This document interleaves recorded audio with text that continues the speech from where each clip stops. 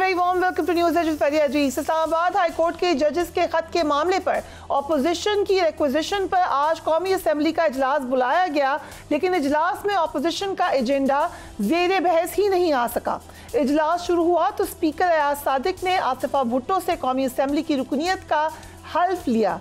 हल्फ बरादरी के दौरान सुन्नी इत्तेहाद काउंसिल के अरकान ने ईरान में शदीद नारेबाजी की, जिसके जवाब में पीपल्स पार्टी के अरकान भी नारेबाजी ही करते रहे।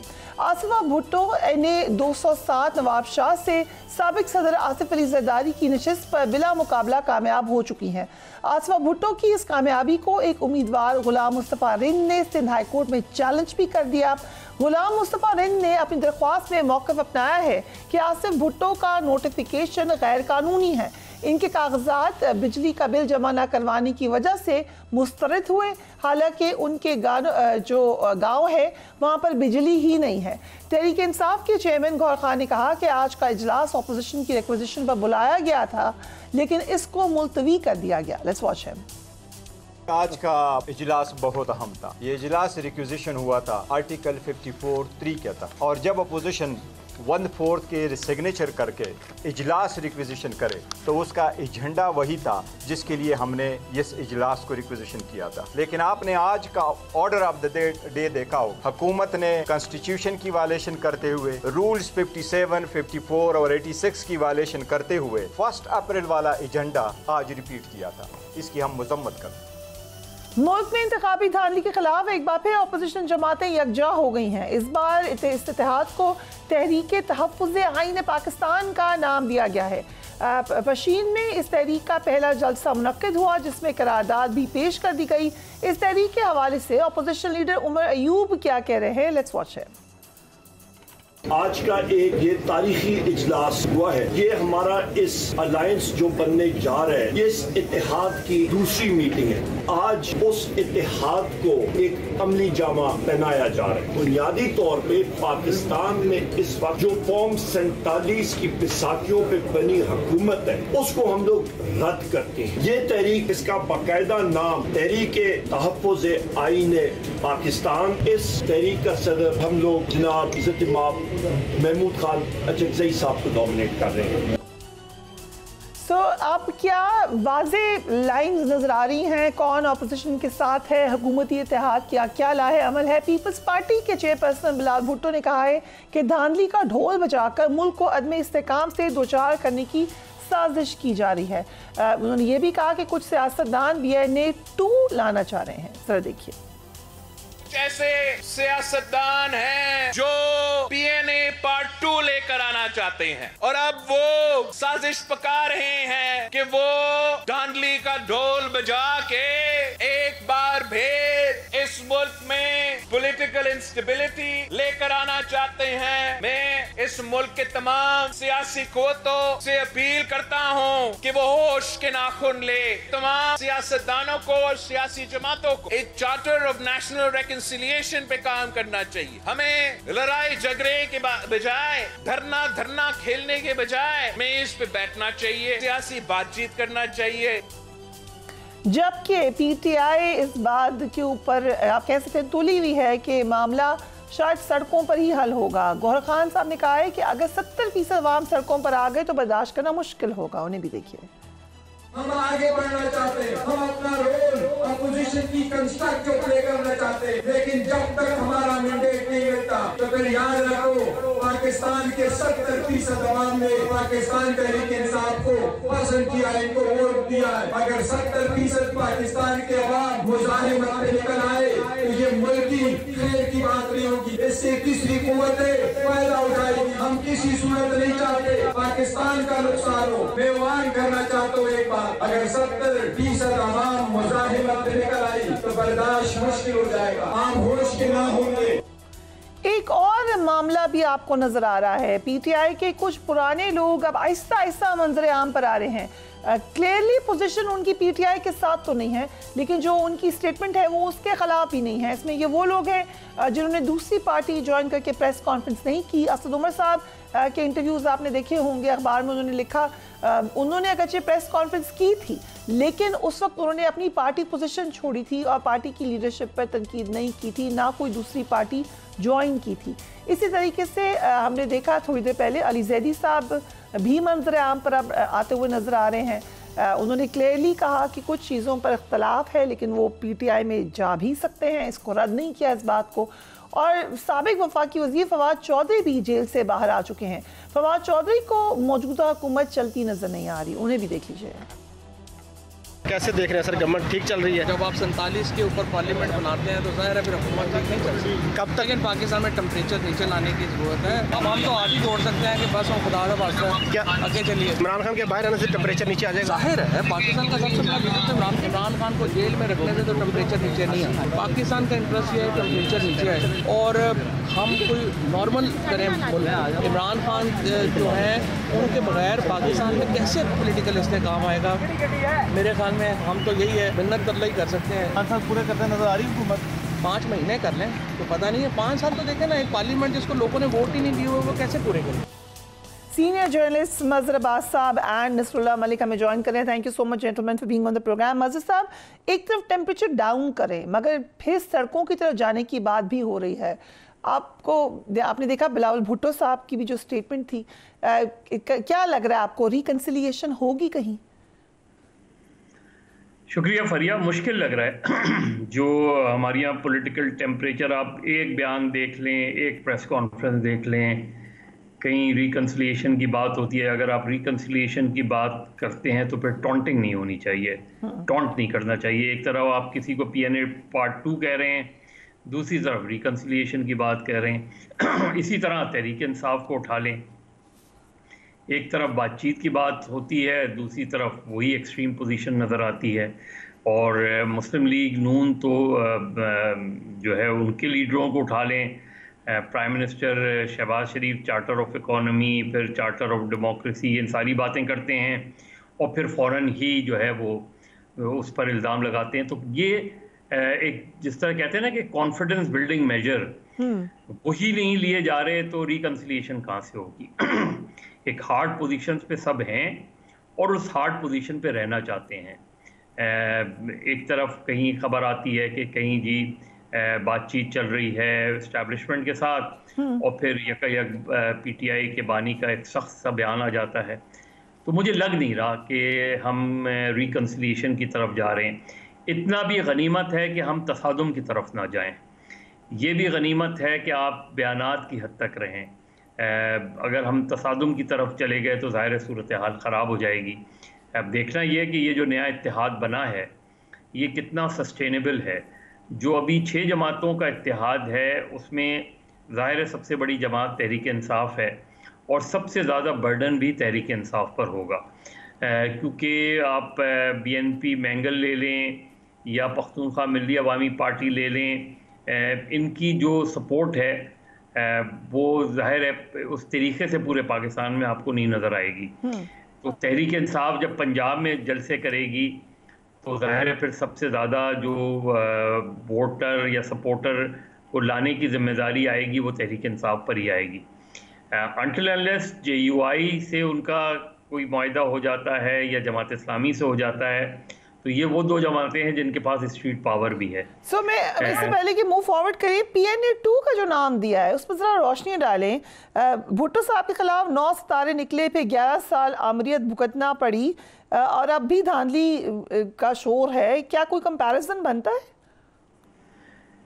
देखिए, PNA पार्ट 2 ने कहना नहीं चाहिए था। उसकी वजह यह है कि PNA से जो जमातें निकली या PNA में जो जमातें शामिल थीं उनमें कई जमातें बाद में MRD का भी हिस्सा रहीं और फिर जाहिर है खुद अगर पीपल्स पार्टी और मुस्लिम लीग नून जो है वो इत्तेहादी रहे हों तो ये PNA पार्ट 2 कहना मुनासिब नहीं होगा, क्योंकि उस वक्त भुट्टो साहब के ख़िलाफ़ जब तहरीक चल रही थी उसका बिल्कुल एक दूसरा बयानिया था। माफ़ कीजिएगा। उसके बाद जब MRD बनी تو وہی نوابزادہ نصر اللہ خان پی این اے میں بھی تھے، وہی جے یو آئی کی لیڈرشپ پی این اے میں بھی تھی، وہی اس وقت نیشنل عوامی پارٹی کی لیڈرشپ جو تھی وہ پی این اے کا حصہ تھی، بعد میں اے این پی بن گئی، A N P M R D کا حصہ رہی. تو یہ کہنا مناسب نہیں ہوگا. پی این اے پارٹ 2 سے مراد اگر کچھ اور ہے تو مجھے نہیں پتہ، لیکن میرے خیال میں کیونکہ سیاسی جماعتیں ہیں، سیاسی جماعتیں یکجا بھی ہوتی ہیں، اختلاف بھی کرتی ہیں، مخالفت بھی کرتی ہیں. مسلم لیگ نون اور پیپلز پارٹی سے زیادہ تو ایک دوسرے کا مخالف کوئی نہیں رہا، لیکن چارٹر آف ڈیموکریسی کیا. تو آج اگر پی ٹی آئی، پختونخوا ملی عوامی پارٹی یا محمود خان اچکزئی، جن کے بارے میں وہ ایک عمران خان بہت ہی ہتک امیز انداز میں باتیں کیا کرتے تھے، آج وہ ان کے اتحاد کے سربراہ ہیں. سبق کیا ہے ساری جماعتوں کے لیے کہ جب آپ اختلاف کریں تو وہ اختلاف ہونا چاہیے، تنقید ہونی چاہیے، تضحیک نہیں ہونی چاہیے. جب آپ ایسے الفاظ ایک دوسرے کے متعلق ادا کرتے ہیں، جس طرح جیسے فضل الرحمان کے حوالے سے مولانا ڈیزل، کل فضل الرحمان آپ کے اتحادی ہوں گے تو کیا ہوگا.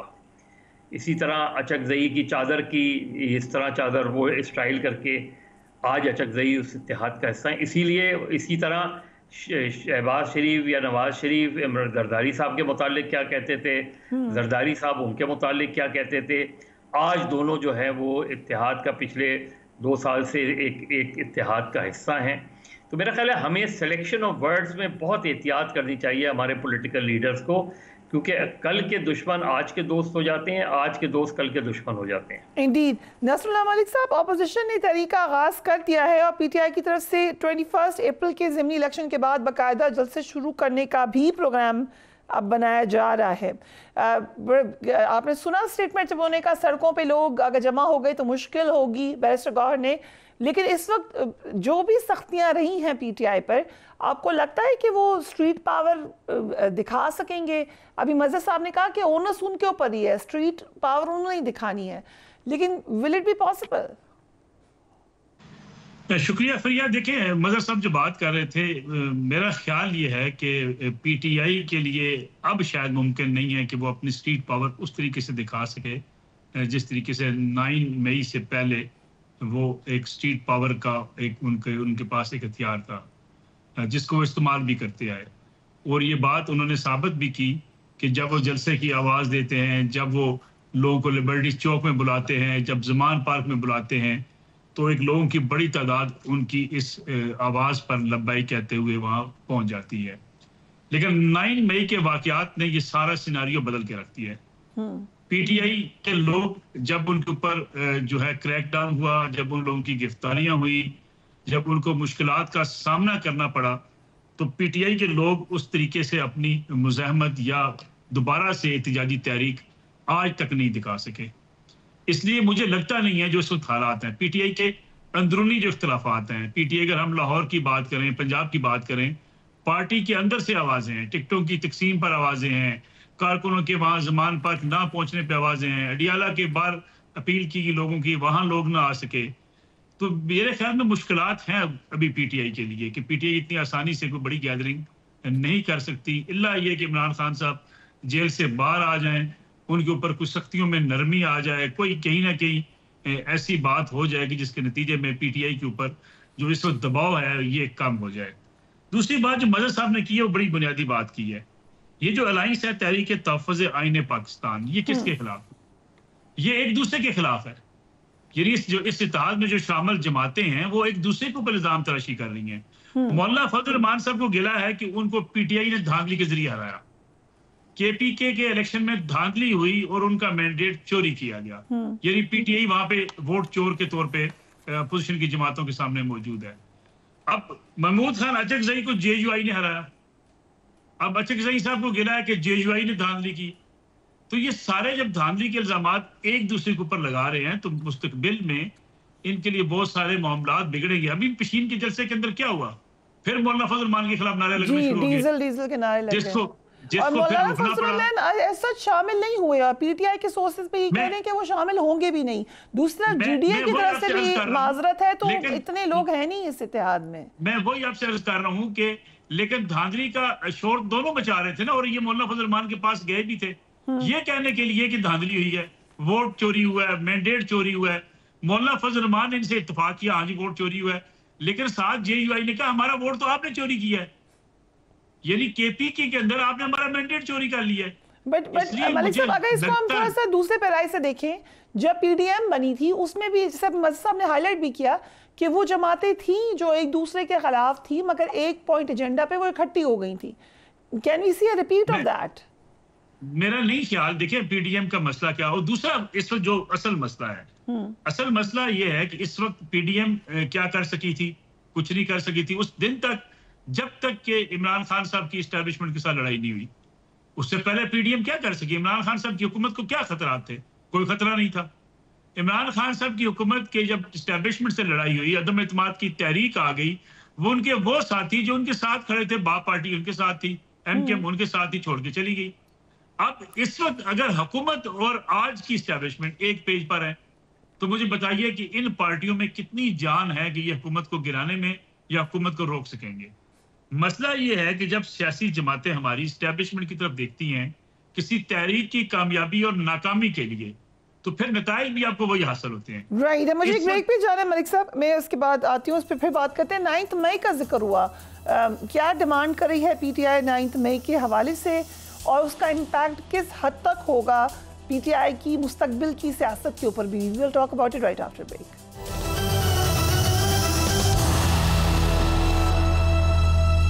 And welcome back. بانی تحریک انصاف کی سائفر میں سزا کے خلاف اپیل کی سماعت کل اسلام آباد ہائی کورٹ میں ہونے جا رہی ہے. گزشتہ سماعتوں پر ججز کے ریمارکس سے یہ بات اب واضح نظر آ رہی ہے کہ بانی تحریک انصاف کی اس کیس میں سزا 2 سال کی زیادہ سے زیادہ مدت سے بھی زیادہ ہے. اور بھی کچھ ریمارکس تھے جس کو ہم ڈسکس کر چکے ہیں. اس کیس کے ٹرائل پر بھی اعلیٰ عدلیہ کے ججز نے سوالات اٹھائے ہیں. چیئرمین تحریک انصاف گوہر خان نے یہ انکشاف کیا ہے کہ بانی تحریک انصاف کو ڈیل پر مجبور کیا گیا لیکن وہ ڈٹ گئے ہیں. ذرا دیکھیے. بہت زیادہ کوشش کی گئی کہ خان صاحب کو کسی ڈیل پہ مجبور کرے, پر الحمدللہ کہ رحم کرم سے خان صاحب کوئی ڈیل نہیں کرتے اور خان صاحب ڈٹے ہوئے ہیں. خان صاحب کا صرف کہنا یہی ہے کہ میں نے مرنا بھی اس ملک میں, میں نے جینا بھی اس ملک میں, لیکن میں نے جینا ہے تو کڑے ہو کے جینا ہے اور آخری بال تک کھیلنا ہے اور اپنے عوام کے لیے لڑنا ہے. دوسری طرف سانحہ 9 مئی کو 1 سال مکمل ہونے جا رہا ہے. تحریک انصاف نے مطالبہ کیا ہے کہ اس معاملے کی تحقیقات کے لیے غیر جانبدار کمیشن تشکیل دیا جائے. ذرا دیکھیے. 9 مئی انویسٹیگیٹ کرنا ہے تو سب سے پہلے کریں کہ ایک امپارشل آپ کمیشن بٹھائیں, سی سی ٹی وی فوٹیجز لائیں, اس پہ بات کریں. ان کیسز میں آپ سائفر کیس وہ ریت کے ٹیلے کی طرح رہ گیا, یہ کیس اس میں کچھ ہے ہی نہیں. تو لہٰذا گورنمنٹ کو ابھی مان لینا چاہیے کہ ان کا صرف ایک ہی نشانہ تھا, وزیر اعظم عمران خان صاحب تھے. مظہر صاحب, عمر ایوب صاحب نے پھر 9 مئی کے واقعے کی تحقیق کا کہا ہے, لیکن یہ تو ایکلیز ہیل ہے پی ٹی آئی کی, پھنس بھی سکتے ہیں اس میں بہت برے طریقے سے. آپ کو کیا لگتا ہے؟ دیکھیے اصل چیز یہ نہیں ہے کہ 9 مئی کے واقعے میں کیا ہوتا ہے. مجھے تو 9 مئی کو اب تقریباً 1 سال ہونے کو آ رہا ہے. سب سے اس پہ بات پہ تشویش بھی ہے کہ ایک معاملہ جو اتنا سینسٹیو ہے سینسٹیو نیچر کا ہے, جہاں ظاہر ہے سیکیورٹی انسٹالیشنز کو ٹارگٹ کیا گیا, اس کو تو بہت ہی اسپیڈی انداز میں, کیونکہ کہا یہی گیا تھا کہ اوپن اینڈ شٹ کیس ہے, یہی کہا گیا تھا کہ شواہد سارے موجود ہیں, یہ کہا گیا تھا کہ ماسٹر مائنڈ کا بھی پتہ چل گیا, لیکن آج تک اس ماسٹر مائنڈ کا ٹرائل نہیں سمجھ میں آیا. آج تک ٹرائل نہیں ہوا اس ماسٹر مائنڈ کا. تو کیوں نہیں ہوا؟ 1 سال میں آپ اس معاملے کو, کیونکہ اتنا اوپن تھا کہ اس معاملے کو 3 مہینے سے 6 مہینے میں حل ہو جانا چاہیے تھا. یعنی جو انٹرنلی جو سزائیں ہوئی ہیں, جو ودن دی فورسز جو اطلاع ہیں کہ ایکشنز ہوئے ہیں یا بوسوں کی نوکریوں سے فارغ کر دیا گیا ہے, تو اگر ودن دی اسٹیبلشمنٹ اس طرح کی چیزیں ہوئی ہیں تو پھر یہ جو پی ٹی آئی کے لوگ اس معاملے میں پکڑے گئے ہیں, سوائے اس کے کہ ریسنٹلی جن کو چھوڑا گیا 20 کے قریب لوگوں کو, ان کی بھی تقریباً سال بھر کی سزا پوری ہونے والی تھی, اور اچھا ہے عید سے پہلے ان کو چھوڑ دیا گیا. لیکن اس کیس کا جو منطقی انجام ہے وہ ہمیں دیکھنا ہے کہ یہ جو کہا گیا ہے کہ اس کی باقاعدہ ایک سازش تیار ہوئی اور اس کا ماسٹر مائنڈ تھا, تو وہ ٹرائل ہونا بہت ضروری ہے. ٹھیک ہے, اگر اجازت دیں نصر اللہ ملک صاحب, آپ کی ٹویٹ ہے نہ ڈیل نہ ڈھیل, obviously in the context, کیونکہ کچھ خبریں چلیں کہ شاید پی ٹی آئی کے لیے اب نرمی ہونے جا رہی ہے. آپ نے کہا فوجی قیادت 9 مئی واقعات کی منصوبہ بندی, سہولت کاری اور باقاعدہ مہم کے ذریعے ذہن سازی کرنے والوں کے لیے کوئی لچک کا مظاہرہ کرنے کو تیار نہیں ہے. آپ نے یہ بھی کہا کہ بانی چیئرمین پی ٹی آئی کی رہائی اور مفاہمت دور دور تک فی الحال دکھائی نہیں دیتی. But it brings us back to the point جو مظہر صاحب نے ابھی ریز کیا ہے کہ ایک وہ جو باقاعدہ انویسٹیگیشن, ایک ایسا طریقہ کار جس پہ سب کہیں کہ اوکے دودھ کا دودھ پانی کا پانی ہو, وہ ہوا ہے اس معاملے میں؟ دیکھیں 9 مئی کی جو کیسز ہیں وہ سپریم کورٹ کے اس فیصلے کی وجہ سے رکے ہوئے ہیں جس میں تاخیر ہے, ٹھیک ہے, لیکن جس میں سپریم کورٹ نے سیولین کے ملٹری ٹرائل سے روک دیا تھا. اب سپریم کورٹ کا ایک تھوڑا سا جو ایک فیصلہ سامنے آیا جس کے نتیجے میں وہ سزائیں جو اپنی لوگ مدت اپنی پوری کر چکے ہیں وہ سنانے کی اجازت دی تھی, جس کے بعد سے وہ رہائی بھی عمل میں لائی گئی. اب مسئلہ یہ ہے کہ اس وقت کی صورتحال آج تک کی یہ ہے کہ پاکستان تحریک انصاف کے وہ لوگ جو براہ راست ملوث تھے یا جنہوں نے لوگوں کو اکسایا اس بات پر کہ ہمیں اس روز فلاں جگہ پہ جا کے احتجاج کرنا چاہیے, ان کے حوالے سے تو اسٹیبلشمنٹ کوئی لچک کا مظاہرہ کرنے کو تیار نہیں ہے. اور یہ بات کہنا کہ بات چیت نہیں ہوئی یا بات چیت کرنے کی کوشش نہیں کی گئی, دیکھیں سیاسی بیانیت ہو سکتا ہے پی ٹی آئی کا کہ جی عمران خان صاحب جھکنے کو تیار نہیں ہیں, وہ بات چیت کرنے کو تیار نہیں ہے, تو یہ امریکہ میں بیٹھے ہوئے جو پاکستان تحریک انصاف کے رہنما ہیں انہوں نے اپنا مظاہرہ جو پروٹیسٹ تھا اس وقت جو آرمی چیف وہاں پہ گئے تھے کیوں کینسل کیا تھا, کیوں مذاکرات کی بات چیت چلی وہ تو اچھا کیا کینسل کیا تھا, لیکن 2 ویکس پہلے رپورٹرز کو یہ بات بھی کوٹ ہوئی ہے کہ میں ہر ایک سے بات کرنے کو تیار ہوں, میں نے پچھلی اسٹیبلشمنٹ سے بات کی تو ابھی کیوں نہیں کروں گا. اور ان لوگوں نے جو رابطے شروع کیے تھے وہاں سے جو میڈیشن کا آغاز ہوا تھا وہ کس بات پر ہوا تھا کہ عمران خان صاحب ہر وہ بات ماننے کو تیار ہیں, لیکن اب 2 قسم کی رائے پائی جاتی ہیں اسٹیبلشمنٹ کے ہاں بھی. ایک رائے یہ پائی جاتی ہے کہ ٹھیک ہے ایک واقعہ ہو گیا, بڑا افسوسناک واقعہ ہے, اس پہ اگر معافی مانگ لی جائے اور یہ اقرار کر لیا جائے کہ اس وقت ہم سے غلطی ہوئی اور ہم نے لوگوں کو اکسایا جس کی بنیاد پر پاکستان کی عوام اور پاکستان کی فوج آمنے سامنے آن کھڑے ہوئے اور اس واقعے پہ ہم شرمندہ ہیں اور اس معاملے کو سیٹل کیا جا سکتا ہے. دوسری رائے یہ ہے کہ قطعاً نرمی نہ برتی جائے, اور یہ نرمی نہیں ہونی چاہیے کیونکہ اگر اس دفعہ یا ایک بار یہ نرمی کر دی گئی تو یہ پھر کل کوئی اور اٹھے گا اور اسی قسم کا کام کرے گا. پی ٹی آئی کے پاس, میں آخری اگر 2 جملے اگر کہہ دوں آپ اجازت دیں, تو پی ٹی آئی کے پاس جو پی ٹی آئی کا سیاسی بیانیہ یہ ضرور ہے کہ جی تحقیقات کر لیں, غیر جانبدار کمیشن بنا لیں. ساری ویڈیوز میرے موبائل کے اندر ہیں, آپ کے پاس بھی موجود ہوں گی. جب لبرٹی چوک میں کھڑے ہو کے یہ کہا جا رہا ہے کہ آئیں کور ہیڈ کوارٹر جانا ہے, کور کمانڈر ہاؤس جانا ہے, جب زمان پارک میں کھڑا ہو کے تقاریر کی جا رہی ہے. ملک صاحب جو بھی مظہر صاحب نے بھی کہا, میں آپ سے وہی گزارش کر رہا ہوں کہ یہ جو ساری چیزیں ایویڈنس موجود ہے, ساری ریکارڈنگز موجود ہیں, اور عمران خان صاحب کے اپنے بیانات موجود ہیں کہ جی میرے لوگ میری گرفتاری کے بعد کہاں جاتے, انہوں نے جی ایچ کیو جانا تھا, یہ عمران خان صاحب کے الفاظ ہیں. اب یہ جب ملٹری ٹرائل کا آغاز ہوگا, فوج یہ سمجھتی ہے کہ ان کو سزائیں ملٹری ٹرائل سے ہونی چاہیے. رائٹ, مجھے بالکل 2 منٹ رہ گئے. احمد صاحب, do you want to add something to this? دیکھیں میں تو سیدھی سی بات کہہ رہا ہوں, آپ ٹرائل کریں, میں تو ملٹری کورٹس کے ٹرائلز کے حق میں نہیں ہوں, لیکن آپ اسپیشل کورٹس ہیں, اسپیشل ٹرائبنل بنا دیں. ظاہر ہے ایک فارمر پرائم منسٹر کو آپ ملٹری کورٹ میں ٹرائل کریں گے, اس کا ایک دنیا میں اچھا تاثر نہیں جائے گا, لیکن آپ اسپیشل ٹرائبنل بنا سکتے ہیں. اسپیشل ٹرائبنل بنا کے آپ ٹرائل تو کریں.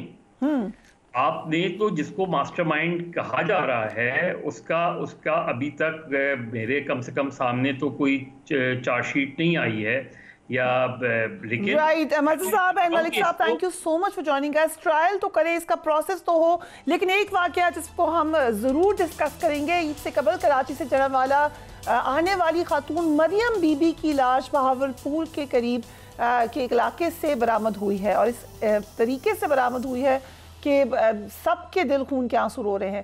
اس خاتون پر 7 اپریل کو ریلوے پولیس اہلکار نے تشدد کیا تھا, جس کی ویڈیو آپ نے دیکھی تھی سوشل میڈیا پر, وہ وائرل ہوئی تھی. اس اوفل ایک تکلیف دہ ویڈیو کے وائرل ہونے پر پولیس اہلکار کو کہا گیا کہ گرفتار ہوا, पर पुलिस एहलकार उसके बाद जमानत पर रहा भी हो गया। रेलवे हुकाम ने इस वाक़े पर कहा है कि खातून ने दूसरे मुसाफिरों को तंग किया, जिससे मुसाफिरों ने पुलिस को तलब किया, लेकिन उसके बावजूद जो वीडियो में फुटेज है उसका कोई जस्टिफिकेशन नहीं है। पुलिस एहलकार ने तशद्दुद करके खातून को दूसरे डब्बे में मुंतकिल किया, लेकिन उसने भावलपुर के करीब चलती ट्रेन से छलांग लगा दी, ये वो कह रहे हैं। अगेन अगर ऐसा हुआ है तो इस पर कौन इन्वेस्टिगेशन करेगा? रेलवे हुकाम ने यह दावा भी किया है कि खातून का ज़हनी तवाज़ुन दुरुस्त नहीं था। बड़ा आसानी से आप ये दावा कर सकते हैं, लेकिन अगर किसी का ज़हनी तवाज़ुन दुरुस्त नहीं है तो all the more responsibility lies with the police कि आप उसका ख्याल करें। लेकिन इस खातून के अहल खाना ने इन तमाम दावों को गलत करार दिया है। मरियम बीबी के बच्चों और वालिदा ने इस हवाले से क्या कहा है, जरा देखिए। अब्दुल सबूर हमारे रिपोर्टर हमें ज्वाइन कर रहे हैं, बहुत शुक्रिया हमें ज्वाइन करने का सबूर साहब। क्या हमने सुना अहले खाना क्या कह रहे हैं, एक इंतहाई अफसोसनाक वाक़या है, क्या आपकी राय में या आपकी रिपोर्टिंग के मुताबिक एग्जैक्टली क्या हुआ है?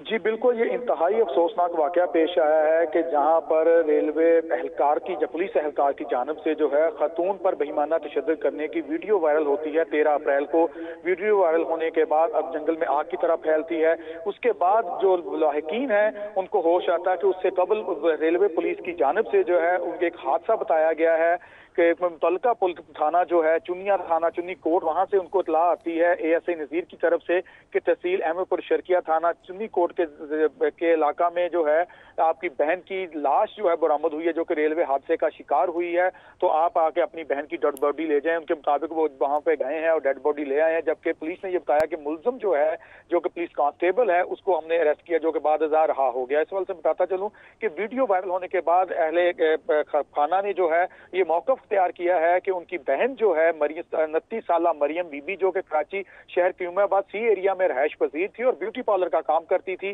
वो 7 अप्रैल को वहां से कराची मिल्लत एक्सप्रेस के जरिए फैसलाबाद इनके पास आ रही थी। उसके साथ उसके भाई मकसूद के 2 बच्चे 11 साल मोहम्मद गालिब और 9 साल कमल भी उसके हमरा थे।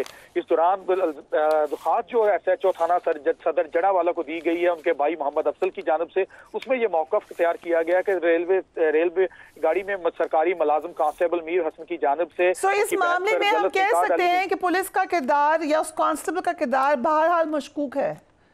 जी बिल्कुल, रेलवे पुलिस का किरदार सिर्फ किरदार मशकूक है, बल्कि मुसाफिर जो हैं वो गैर अदम तहफ़्फ़ुज़ का शिकार दिखाई दे रहे हैं कि अकेली खतून जिसके समरा बच्चे थे, बच्चे खौफजदा हैं, खौफ में मुब्तला हैं, उन्होंने जाके जब अहले खाना को बताया, वो दरख्वास्त में उनका हवाला दिया गया है कि बच्चे जो उन्होंने तमाम वाक़या जो अपनी आंखों से देखा है कि रेलवे एहलकार जो है खतून के बालों से बहुत शुक्रिया हमें ज्वाइन करने का। इसको हम यकीनन फॉलो अप करेंगे आइंदा आने वाले दिनों में, लेकिन नजर ये आ रहा है एक पैटर्न बन गया है कि जहां पर गलत काम हुआ है उसको किसी ना किसी तरीके से कवर अप किया जाए। इन्वेस्टिगेशन इसलिए नहीं होती कि हक़ाइक़ सामने आए, इन्वेस्टिगेशन इसलिए होती है कि अब इससे बचा कैसे जाए, इससे निकला कैसे जाए। एक ये पैटर्न आपको मुसलसल नज़र आ रहा है। हम आपको एक लिस्ट बना के दिखाएंगे कहाँ कहाँ पर ये हुआ है, बट अभी गाज़ा में क्या सूरत हाल है। Right after break.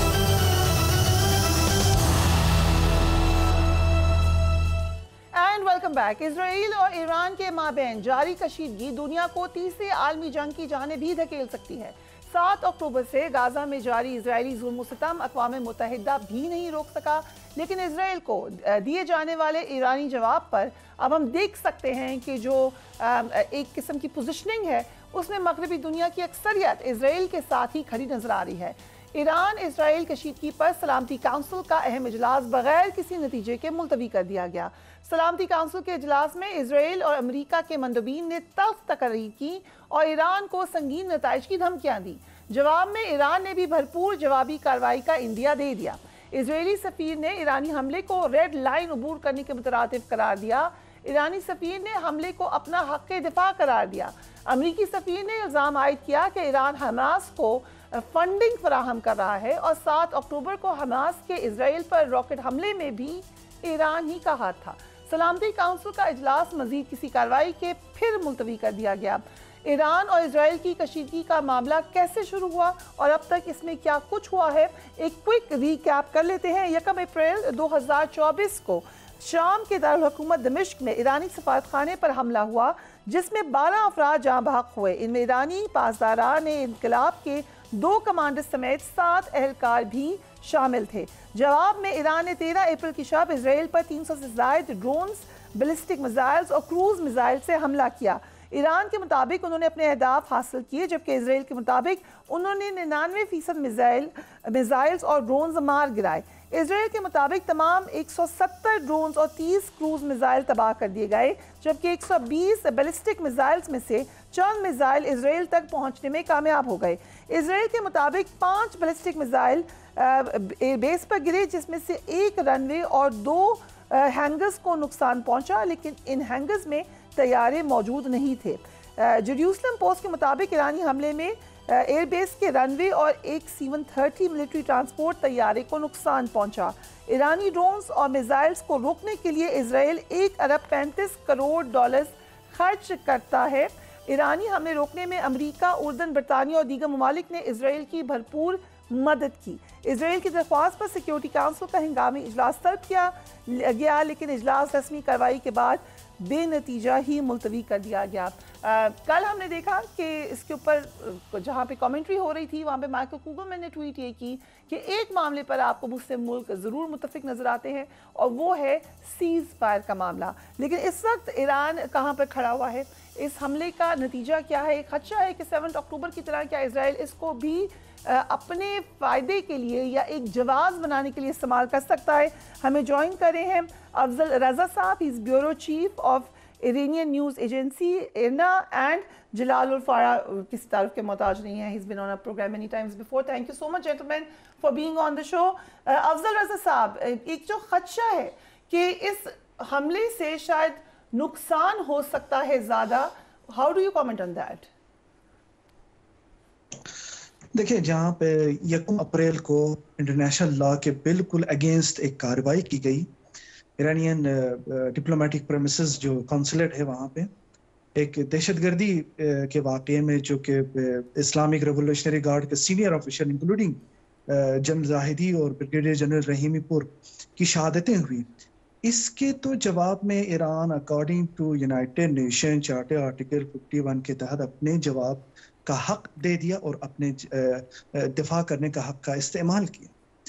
جہاں تک اسرائیل یہ کلیم کرے کہ 99% انٹرسپٹ کرنے کی کامیابی ملی ہے، تو یہ میں نہیں کہتا۔ 7 اکتوبر 2023 کے بعد طوفان الاقصی آپریشن میں جو حماس اور ادر فلسطینین ریزسٹنٹ گروپس نے جو راکٹس فائر کیے انسائڈ دی آکوپائڈ فلسطین، جن کی قیمت شاید $800 یا $900 ہو، اس وقت بھی اسرائیلی فوج یہ کلیم کر رہے تھے ہم نے تو حماس اور جہاد اسلامی کے جو راکٹس فائر ہوئے ہیں وہ بھی 80 اور 90% ہم نے ڈیمیج کیا ہے۔ تو ہاؤ کین وی بلیو ایک $800 $900 کو وہ 90% تک اپنے آپ کو بچا سکتے ہیں، لیکن جو بیلسٹک میزائلز ہیں، جو کروز میزائلز ہیں، جو کہ ایران نے ایک ڈسپشن آپریشن کے تحت استعمال کیا، وہ فوٹیج اسرائیل کی سرزمین یا اسرائیل کی جو رقبہ ہے وہ شاید ایک ایران کے ایک چھوٹے سے صوبے کے برابر ہو، جہاں پہ پاپولیشن بھی 6 to 7 ملین آبادی ہوگی۔ وہ بالکل 38 اپریل سے لے کے ایک بلیک آؤٹ سینسرشپ لگائی ہوئی۔ اگر آپ نے دیکھا most of the videos coming from the outside the cities, I mean زیادہ تر ویڈیوز پیلسٹینین شہریوں نے بنائی ہے، جس طرح یہ آپریشن اس رات جو میزائل داغے گئے ہیں۔ سب سے ڈیمیج اور سب سے ٹارگٹ جو ایران نے کیا تھا وہ شمال میں واقع ایک بہت بڑی اور اہم زائنس کی جو ایئر بیس ہے نیویٹیم، اس کو انہوں نے کامیابی سے ہٹ کرنے کی کوشش کی، جس کی حفاظت کے لیے ایک ملٹی لیئر ڈیفنس سسٹم انہوں نے استعمال تو کیا تھا، لیکن آخرکار اسرائیلی فوج بھی اعتراف کرنے کی کوشش، کچھ لوگ کہتے ہیں کہ 7 میزائل اس پہ لگے ہیں، کچھ سورسز کے لیے 13، لیکن یہ وہ ایئر بیس تھی جو کہ 1 اپریل کو جو کاروائی ہوئی، یہ فائٹرز وہاں پہ اڑان بھری تھی، اور ایران نے اپنی اس کاروائی میں اسرائیل کو یہ پیغام دے دیا، جس ایئر بیس سے آپ نے ہمارے سرزمین کے اوپر، آئی مین ڈپلومیٹک پریمیسز کے اوپر جارحیت کی تھی، ہم نے اسی جگہ کو ٹارگٹ کیا ہے۔ ٹھیک ہے، سو اف یو الاؤ می جلال، اس وقت کیا کیا ایک موڈ ہے فلسطین میں؟ ہم چاہتے ہیں کہ ویسے ہی وہاں پر ایڈ پہنچنے کے مسائل ہیں، سیز فائر کوئی خدشہ دور دور تک کوئی ریلیف نظر نہیں آ رہا، ایسے میں جو ایرانین سچویشن ہے، how are the Palestinians looking at it? جی بسم اللہ الرحمن الرحیم، بہت شکریہ. دیکھیے میں آپ کے سوال کی طرف آؤں گا، لیکن ایک چیز میں کا وضاحت کرنا چاہتا ہوں. ایک خبر گردش کر رہا ہے کچھ دنوں سے پاکستان کی سوشل میڈیا پہ خاص طور پہ کہ 3000 فلسطینی یتیم بچے آئے ہیں پاکستان اسلام آباد، اور اگر کوئی بچہ لینا چاہتا ہے تو وہ اپنا نام رجسٹر کریں.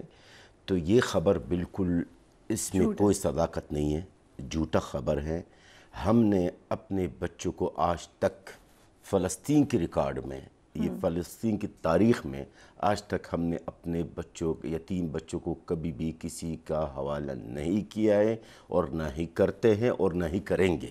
So you look after your children, obviously. Yes, of جو course, مرضی حالات ہوں ان کو کسی اور کو نہیں دیتے. A very noble thing to do. لیکن یہ خبر آ رہی ہے تو it means کہ ایک فیک مشینری چل رہی ہے. فیک مشینری تو فلسطین کے خلاف تو آج سے نہیں، ایک سال سے. سو اس کا مقصد یہ ہوگا کہ لوگوں کی ایڈ کو ڈائیورٹ کرے، لوگ بہت مدد کرنا چاہتے ہیں، اسی پہ بھی بہت سارے لوگ تھے. یہ ایڈ پہنچ رہی ہے فلسطینیوں تک؟ محترمہ، ایڈ کے بارے میں اگر آپ مجھ سے بڑا اچھا سوال کیا آپ نے مجھ سے. دیکھیے ایڈ اگر فلسطین پہنچے تو میری خاندان، میرا قوم، میری عوام وہاں پر بھوکے کیوں ہے؟ اب آپ نے سوال کیا تو پھر میں جواب دوں گا. دیکھیے میں نے جو دیکھا ہے پاکستان کے اندر، اگر میں کروڑوں ارب روپیہ کہوں تو بالکل سچ ہے، ثبوتوں کے ساتھ ہے.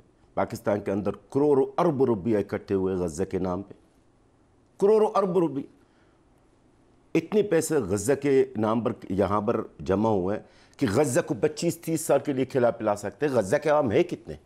مگر وہ پہنچ نہیں سک رہا وہاں پر. وہ میں آپ کے اس سوال کی طرف سے کہ ہمارے غزہ کی آبادی ہے کتنی؟ 20 لاکھ لوگ تو ہے نا، 22-23 لاکھ ہے. تو اتنی پیسے یہاں پر جمع ہوئے ہیں جو میں دیکھ رہا ہوں، اور الحمدللہ میرا ریکارڈ پاکستان کی میڈیا میں جو بھی خبر دیتا ہوں، الحمدللہ آپ کی بھی پروگرام میں بھی حاضر ہوا ہوں آج سے 2 سال پہلے، بالکل صحیح خبر دیتا ہوں، غلط الزام کسی پر نہیں لگاتا ہوں. مجھے سمجھ بھی نہیں آ رہا کہ یہ پیسے کہاں گئے ہیں. اب ہم نے کیا کیا ہے، ہم نے جو یہاں پر معزز، میں کسی فاؤنڈیشن کا نام لینا نہیں چاہ رہا ہوں، ہم نے ان کو سمجھایا ہے کہ بھائی آپ اگر امداد دینا چاہتے ہیں جو یہاں پر فاؤنڈیشنز کو، ہم نے ان کو روڈ میپ دیا ہے کہ اس طرح آپ کر لیں. اب ہم دیکھتے ہیں وہ کرتے ہیں یا نہیں ہے. جس طرح ہم نے جو طریقہ کار ہم نے اور ہماری سفارت خانہ نے بھی ان کو روڈ میپ ہم نے دے دیا. اب دیکھتے ہیں وہ کیا کرتے ہیں. اچھا، ایران کی جو بات آپ نے مجھ سے فلسطین کی، دیکھیے سب سے پہلے بات، پریشر آئے گا اسرائیل کے اوپر؟ پریشر تو ہے، بالکل کیوں نہیں ہے. دیکھیے میں ایک عرض کروں نا آپ سے، میں نہ اینٹی ایران ہوں نہ ایران کے ساتھ ہوں، میں ایک نیوٹرل صحافی ہوں، اور ایک فلسطینی صحافی کی حیثیت سے میں آپ کو بالکل وہ بات بتاؤں گا جو حق اور سچ ہے. دیکھیے سب سے پہلے بات تو ہمیں ایک چیز کلیئر کرنا ہے، یہ جو حملہ ایران نے کیا ہے اسرائیل کے اوپر ہے، وہ غزہ کی وجہ سے نہیں ہے.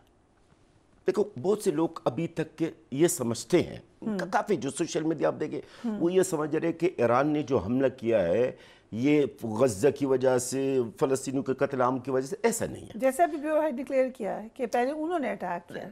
یہ ایک ری ایکٹ تھا جو اسرائیل نے دہشت گردی کی ہے، سیریا کے اندر ہے، دمشق کے اندر ہے، ایرانی کنسلیٹ کے اوپر ہے، اور وہاں پر انہوں نے کنسلیٹ کے جو اہلکار، جو اسٹاف، ان کو مار دیا گیا ہے. ان کو ظاہر ہے جو اسرائیل کے ہاتھ سے مارا جاتا اس کو میری نظر میں وہ شہید ہے، ان کو شہید کر دیا گیا ہے.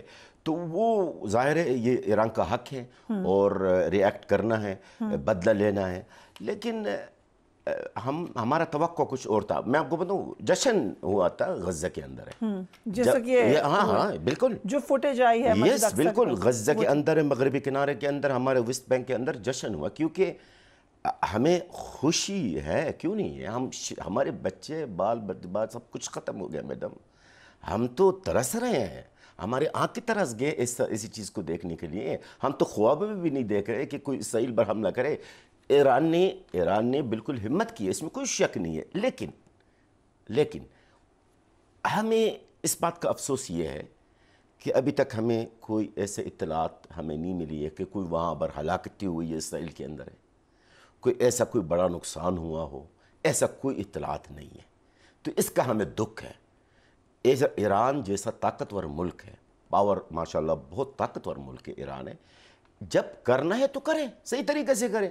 یہ کیا آپ نے دیکھیں اس میں بھی آپ دیکھیں صحیح کی طرف سے یا کہیں سے بھی کوئی اطلاعات ہے کہ صحیح کو کوئی بڑا نقصان ہوا نہیں ہوا. تو یہ بھی جو بھی ایران نے کیا وہ ان کا حق تھا اور کرنا بھی چاہیے تھا. اگر نہیں کرتا ایران تو یقیناً ایران کی دنیا میں عزت بھی نہیں رہتی ہے. رائٹ. سو افضل رضا صاحب، کیا اسرائیل کی طرف سے اب ریٹیلیشن ہوگی؟ کیا اینٹیسپیٹ کیا جا رہا ہے ایران میں؟ دیکھیں میں صرف ایک پارٹ کے رپلائی دیتا ہوں with respect my senior Brother my colleagues. یہ جو ایک لہر چل رہی ہے کہ اس میں کچھ فوجی نہیں مارے گئے ہیں یا کوئی کیجولیٹی سامنے نہیں آ رہا، سب سے پہلے میں ایک بات ضرور واضح کرنا چاہتا ہوں کہ ایران نٹ لائک اسرائیل.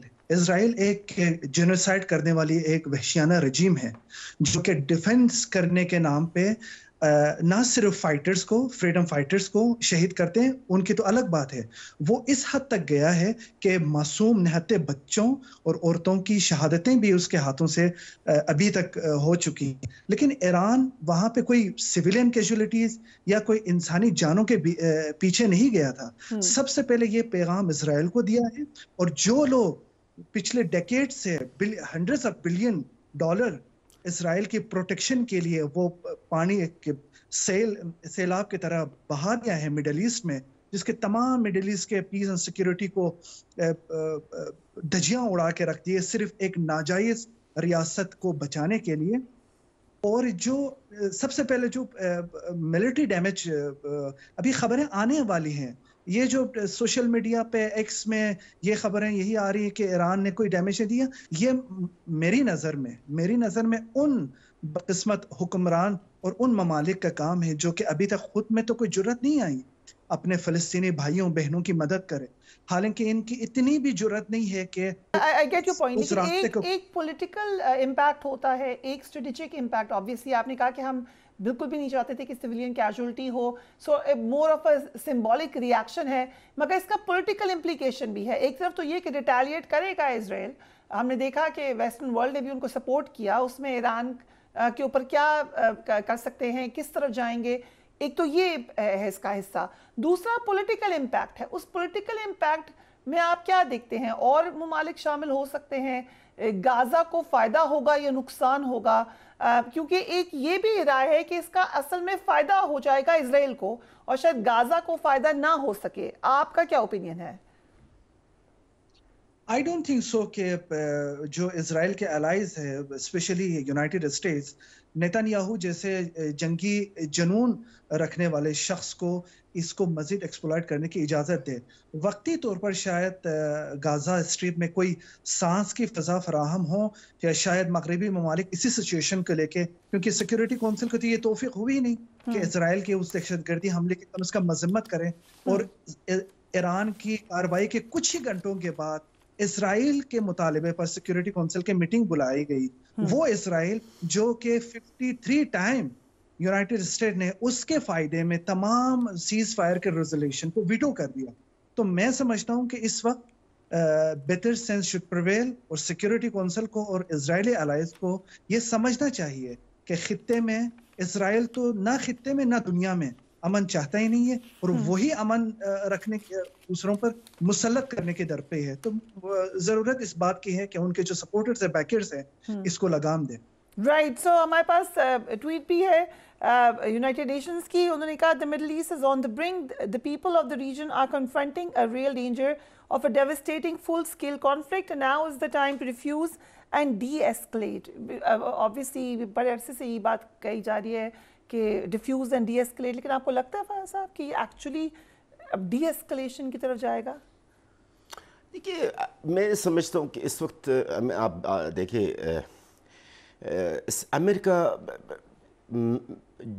جنگ کو بڑھانے کے حق میں نہیں ہے. آپ بھی سمجھتے اس چیز کو، اور سب دیکھ رہے کہ امریکہ کی طرف سے لگاتار پیغامات آ رہے ہیں اسرائیل کے پاس ہے کہ جی مزید نہ بڑھایا جائے تو بہتر ہے.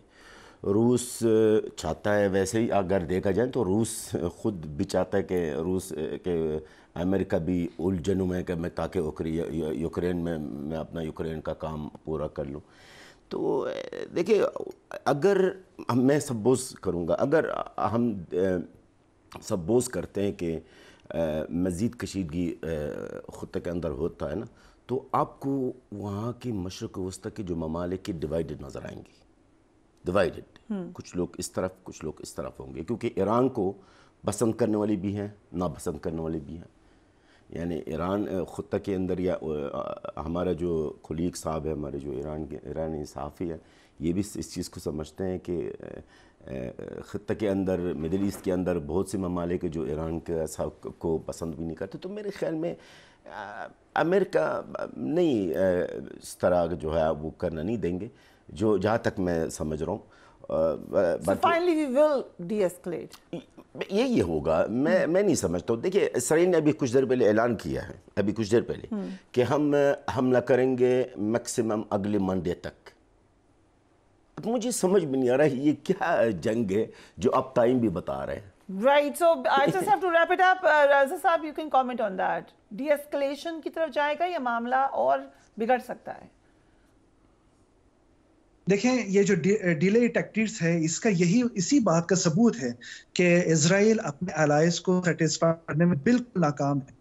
پچھلے 48 آور سے تو یہی کہہ رہے ہیں کہ سوئفٹلی ریٹیلیٹ کرنے والے ان کی جو کیبنٹ وار کی جو کمیٹی ہے گو ہے گرین سگنل دی سو کالڈ اسرائیلی گورنمنٹ کو. اور ابھی اکارڈنگ ٹو آور بردر کہ اگلے نیکسٹ آنے والے منڈے کو وہ ریٹیلیشن، جی ابھی خبر ہے، مذہب خیز بات ہے. بالکل بالکل. تو میری خواہش ہے کہ خطے میں اب سفارتکاری کی جان میں جان آ جائیں اور اس کو مزید اسکلیشن سے بچایا جائے. Right.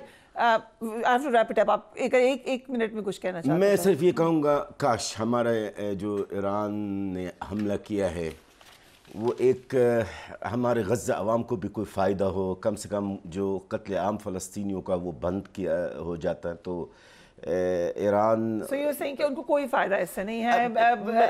Afzal Raza, you can certainly comment on that. ابھی تک تو فائدہ ہمیں تو کوئی نظر نہیں آ رہی. جی اسرائیل تو رکے گا نہیں قتل عام سے، قتل عام کرتے رہے گا فلسطینیوں کا. یہ میں 7 مہینے سے یہی بات کر رہا ہوں. جی Right. I'm sure فریحہ خطے میں جو ریزسٹنٹ گروپس ہیں وہ اسرائیل کو مزید اس کو لمبا کرنے کی اجازت نہیں دیں گے. جو لوگ غزہ اور فلسطین کے عوام کے لیے لڑ رہے ہیں خطے میں، لبنان، عراق، یمن اور ریڈ سی میں کارروائیاں دیکھ رہے ہیں، اپٹمسٹک ہوں کہ آنے والے ہفتوں میں فلسطین غزہ کے مظلوم عوام کے لیے ایک اچھی شروعات ہوں گی. Right, we have to wrap this up. لیکن آگے کیا ہونے جا رہا ہے؟ ہم دیکھ رہے ہیں مسلسل مڈل ایسٹ کے اندر جو معاملات ہیں وہ بگاڑ ہی کی طرف ہیں. اس وقت کنسنسس ہے تو اس بات پہ کہ ڈی ایسکلیٹ کریں مسلم ممالک میں اور سیز فائر ہو. Will it be possible? آئندہ آنے والے دنوں میں ہی پتہ چلے گا. Next 48 hours obviously are extremely critical. We will keep you updated. Do take care of yourself. اللہ حافظ.